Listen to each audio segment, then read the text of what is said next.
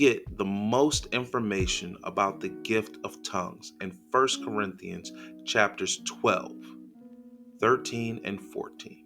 In 12, we find out what the different gifts are. In 13, we find out why we use the gifts.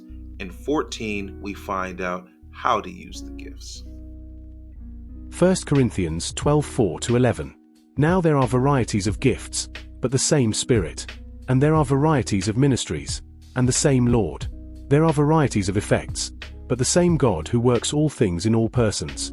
But to each one is given the manifestation of the Spirit for the common good. For to one is given the word of wisdom through the Spirit, and to another the word of knowledge according to the same Spirit.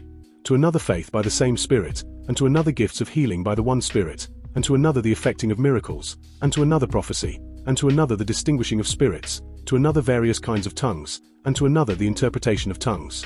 But one and the same Spirit works all these things, distributing to each one individually just as he wills. In 1 Corinthians 12, we see the different gifts of the Spirit. No matter the type of sensationalist you may or may not be, what the Bible is showing here are the gifts that were most prevalent in the first century during the initial expansion of the church. 1 Corinthians 13:1-3. If I speak with the tongues of mankind and of angels, but do not have love, I have become a noisy gong or a clanging cymbal. If I have the gift of prophecy and know all mysteries and all knowledge, and if I have all faith so as to remove mountains, but do not have love, I am nothing. And if I give away all my possessions to charity, and if I surrender my body so that I may glory, but do not have love, it does me no good. I want to focus mainly on the tongues of mankind and of angels. In 1 Corinthians 13, for the first time, we get a different category of language. Now, throughout the Bible, we see a number of languages, and almost always they're spoken by men.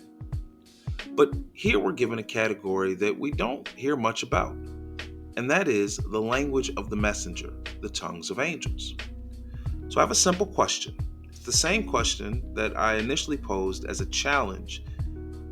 Is there an area in the Bible where a messenger from God is not understood? Now, I'm not asking, does the person not know what to do with the information provided? What I'm asking is, are the words the angel uses unintelligible?